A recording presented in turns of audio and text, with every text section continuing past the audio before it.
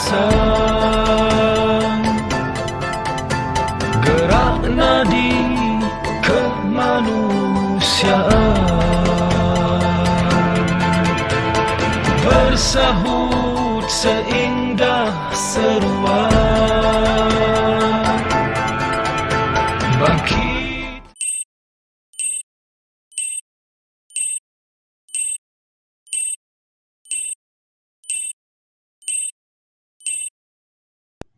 Assalamualaikum dan salam sejahtera.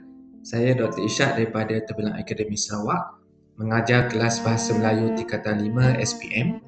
Seperti mana yang kita sedia maklum, dalam kertas 2 Bahasa Melayu SPM, bahagian A ada 5 soalan, iaitu morfologi, sintaksis, penuntingan, Bahasa Melayu standard dan peribahasa. Dalam sintaksis, salah satu komponen SPM adalah penukaran ayat. Kali ini saya pilih penukaran ayat cakap ajuk kepada cakap pindah.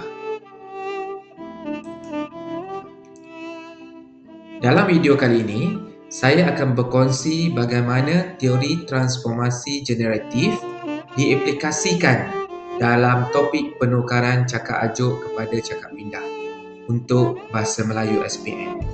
Matlamatnya ialah memberi prosedur yang jelas, konsisten dan mudah dinilai supaya murid kita lebih tepat dan yakin untuk menjawab soalan ini.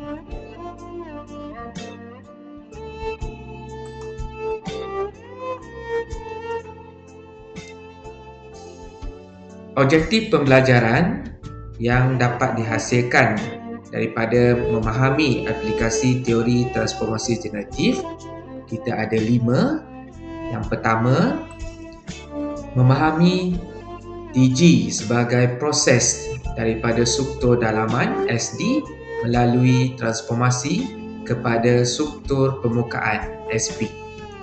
Yang kedua, memeta konsep itu terus kepada cakap ajuk kepada cakap pindah. Pemetaan konsep cakap ajuk pada cakap pindah membantu murid melihat persamaan dan perbezaan kedua-dua ayat ini. Penting untuk membimbing penukaran ayat yang betul dalam Bahasa Melayu. Ketiga, kerangka langkah transformasi generatif memberi panduan yang jelas untuk mengurangkan kekeliruan murid terhadap aspek deaksis dan modus dalam penukaran ayat sekaligus meningkatkan pemahaman mereka. Keempat, aktiviti pengajaran dan pembelajaran akan ditinjau dan dinilai untuk memastikan keberkesanan penggunaan transformasi generatif dalam pengajaran Bahasa Melayu. Dan yang terakhir, kelima, adalah evidens keberkesanan penggunaan transformasi generatif akan dianalisis berdasarkan prestasi murid dalam kuis dan penilaian yang dilakukan serta berkongsi contoh evidens keberkesanan daripada kajian-kajian lepas. Apakah itu transformasi generatif? Dalam transformasi generatif, setiap ayat bermula sebagai struktur dalaman SD yang memuatkan idea inti. Ayat ini kemudiannya set transformasi berturutan seperti menambah unsur tertentu atau mengubah kedudukan unsur. Akhirnya muncul sebagai struktur permukaan SP yang kita dengar atau dibaca.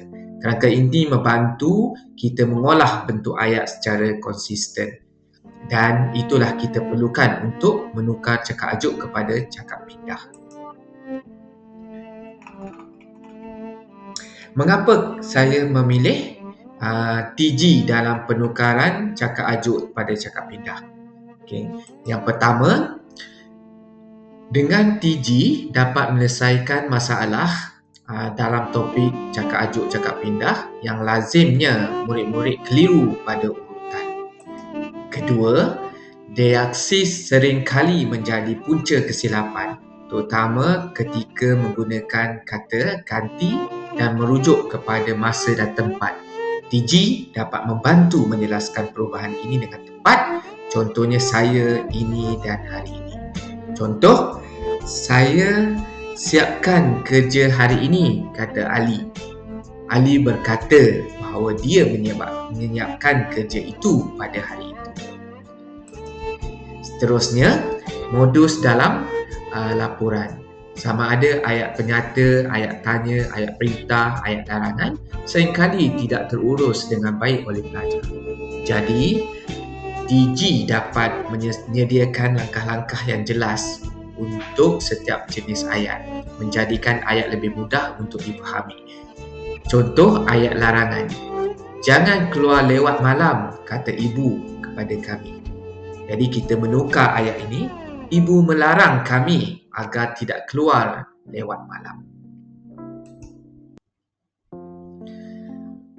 Hasil daripada transformasi generatif, pelajar diberi langkah-langkah yang jelas untuk penukaran ayat, iaitu ikut urutan transformasi yang sama setiap kali.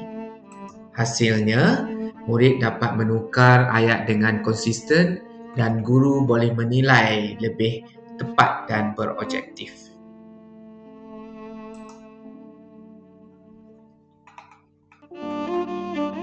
Kita teruskan dengan set transformasi. Set transformasi adalah sebagai alat atau mesin digunakan bagi membantu perubahan ayat. Terdapat 5 komponen yang dipraktikkan, iaitu complement teaser, teksis, modus, tanda baca dan petikan dan kata kerja pelapor.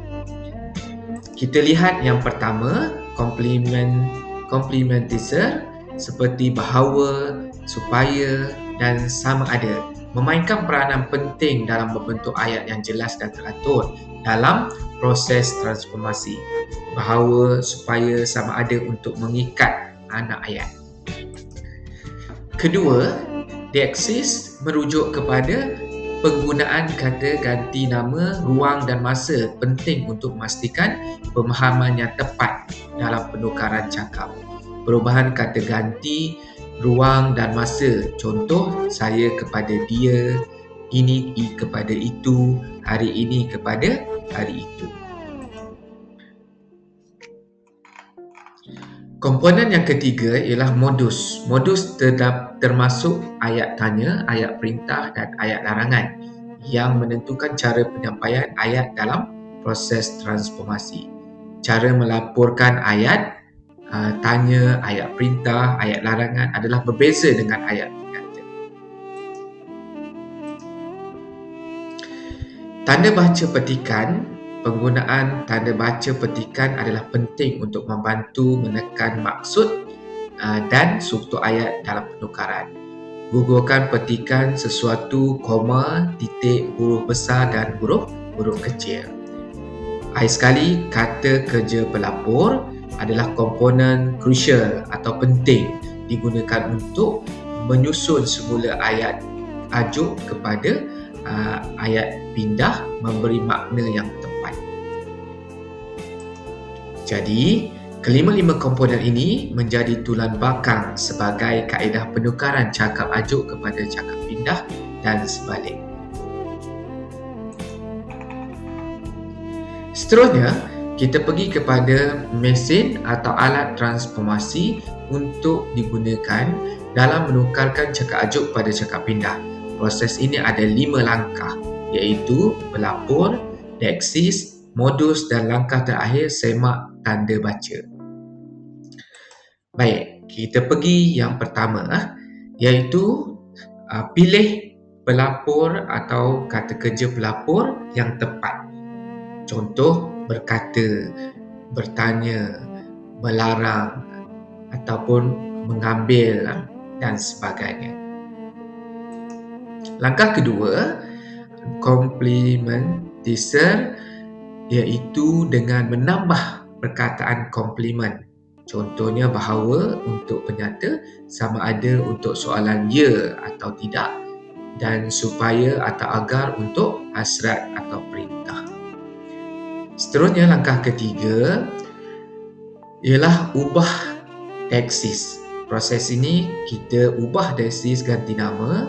Contohnya, kalau kita jadikan saya kepada dia, kami menjadi mereka, kemudian tukarkan kepada situ, sini, dan masa pula hari ini kepada hari itu, esok kepada hari keesokan harinya, atau semalam kepada hari sebelumnya, sekarang tukar kepada ketika itu. Langkah keempat ialah penukaran modus. Bagi soalan ya atau tidak, kita tukarkan kepada sama ada. Manakala yang Y, kekalkan kata tanya, perintah atau larangan, menggunakan pelapor tindakan bersama supaya agar jangan. Proses terakhir iaitu langkah kelima, semak tanda baca, gugurkan petikan laras koma dan huruf besar atau huruf kecil untuk konsistensi. Jadi proses ini, kita ada 5 proses digunakan untuk mengubah ayat cakap ajuk pada cakap pindah. Justru kita boleh melatih murid-murid ikut urutan langkah-langkah yang sama supaya hasil penukaran ayat lebih konsisten. Sebelum kita pergi kepada menukar ayat, kita perlukan instrumen sebagai rujukan. Berikut adalah jadual Dexis untuk penukaran ayat cakap ajuk kepada cakap pindah digunakan untuk membantu para pelajar membuat penukaran ayat.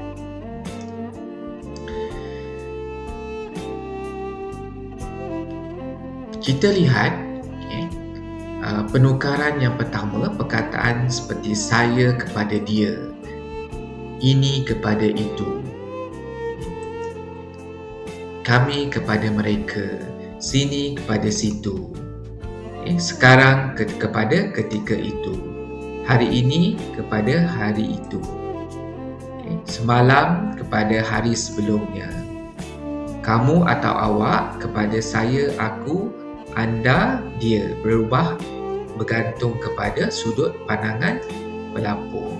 Esok menjadi keesokan harinya. Kemudian, jadi jadual ini membimbing murid-murid menukar cakap ajuk kepada cakap pindah dengan lebih tepat. Digunakan. Jadi kepekaan pada sudut pandangan sangat penting, terutamanya ketika subjek melaporkan perubahan. Contoh ayat penyata menggunakan transformasi genetik menukar ayat ajuk kepada cakap ajuk kepada cakap pindah. Mari kita tengok ayat asal ditukar kepada cakap ajuk kepada cakap pindah yang menjelaskan melalui pelapor. Kita ada tadi complementation, Dexis dan semak tanda baca. Kita pergi pada satu contoh. Contoh cakap ajuk, saya siapkan kerja hari ini, kata Ali. Kalau mengikut urutan transformasi generatif, pelapor kata kerja, Ali berkata, iaitu kata Ali. Yang kedua, complementation, tambah bahawa. Dexis itu ubah, saya kepada dia, ini kepada itu, hari ini kepada hari itu. Gugurkan tanda baca selaras dengan tanda baca.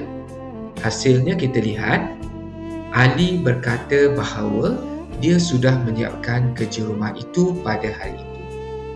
Jadi, kita semak tanda baca. Hasil cakap pindah yang terakhir, Ali berkata bahawa dia menyiapkan kerja itu pada hari itu.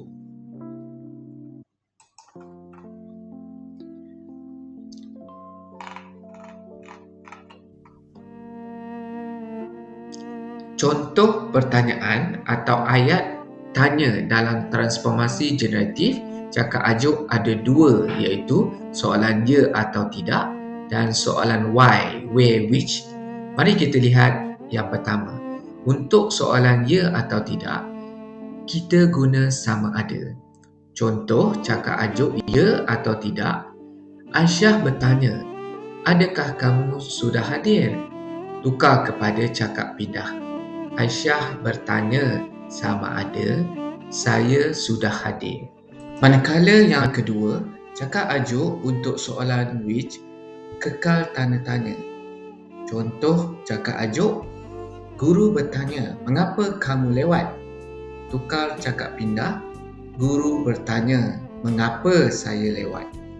Contoh cakap ajuk, mengapa kamu lewat? Tanya Cikgu Ali. Tukar cakap pindah, Cikgu Ali bertanya, mengapa saya lewat? Jadi prinsipnya, ya atau tidak tukar kepada sama ada. Why tidak tukar, hanya kekal kata tanya. Seterusnya, perintah atau larangan menggunakan pelapor tindakan dan frasa supaya agar untuk menyelesaikan arahan yang perlu diikuti. Ini penting untuk memimpin pelajar dalam melaksanakan tugas yang betul. Perintah memerlukan pelapor supaya atau agar. Contoh, serahkan buku latihan sekarang. Menyuruh kami supaya menyerahkan buku latihan ketika itu. Manakala ayat larangan pula menetapkan batasan. Larangan di sisi lain menggunakan pelapor larangan dan frasa agar atau jangan untuk melakukan sesuatu. Ini membantu pelajar memahami batasan dalam perilaku yang boleh diterima. Guna pelapor larangan agar atau jangan. Contohnya, jangan keluar lewat malam. Maksudnya jangan tu melarang kami keluar agar tidak keluar lewat malam. Pastikan nada imperatif ditukar menjadi indikatif yang diterima dalam laporan.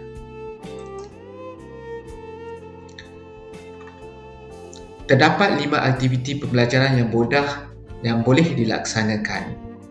Pertama, mesin transformasi.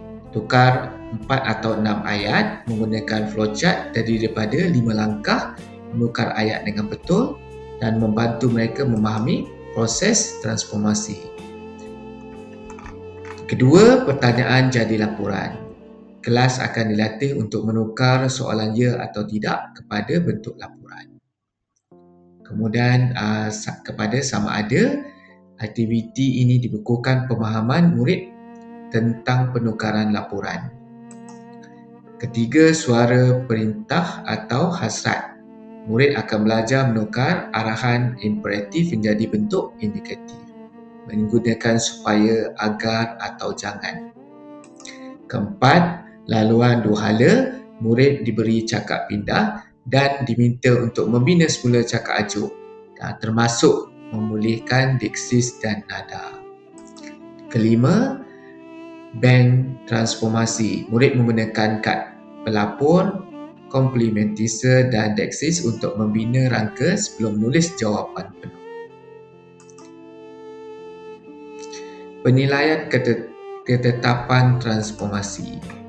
Ada 5 kriteria penilaian utama. 1. Komplementasi. Kedua, deksis. Ketiga, modus. Keempat, pelapor. Dan kelima, tanda baca.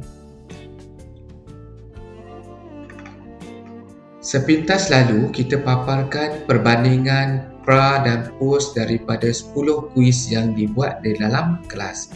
Perbandingan skor pra dan post daripada 10 item yang dilaksanakan menunjukkan peningkatan yang signifikan. Misalnya, purata skor meningkat daripada 4.5 kepada 7.8. Ini membuktikan keberkesanan pendekatan TG dalam pengajaran dan pembelajaran Bahasa Melayu SPM. Selain skor dinyatakan penurunan ralat utama, misalnya ralat diksis menurun mendadak atau penggunaan sama ada semakin konsisten. Evidens seperti ini menunjukkan kesan langsung pendekatan TG dalam PDP. Hasil daripada aktiviti pembelajaran, penilaian dapat kita buat. Terdapat pelbagai cabaran. Cabaran yang pertama dihadapi oleh pelajar seringkali keliru penggunaan perkataan sama ada, soalan ya atau tidak, serta kesilapan deksis masa dan ruang. Pelajar juga cenderung untuk menggunakan satu pelapor saja dengan sering mengabaikan aspek tanda baca dan petikan. Manakala strategi imitasi cabaran termasuk melakukan latihan ringkas, mengukuhkan penggunaan sama ada, menampak poster, jadual, deksis di meja dan papan putih sebagai rujukan, menyediakan bank sinonim pelapor sesuai dengan konteks format SPM serta mengadakan latihan meningkatkan perhatian terhadap tanda baca dan huruf besar. Kesimpulannya, teori transformasi generatif boleh diaplikasi dalam sintaksis bagi proses percakapan cakap ajuk, pertukaran cakap ajuk kepada cakap pindah. Teori transformasi generatif menawarkan pendekatan yang berstruktur dan jelas untuk memahami penukaran cakap ajuk kepada cakap pindah. Justru dengan pelaksanaan aktiviti ini dapat menilai kesan murid terhadap peningkatan ketepatan dan keyakinan mereka dalam penguasaan bahasa penukaran cakap ajuk kepada cakap pindah. Hai sekali, ini adalah rujukan daripada persembahan ini. Terima kasih atas perhatian. Semoga manfaat untuk PDP di terbilang akademik.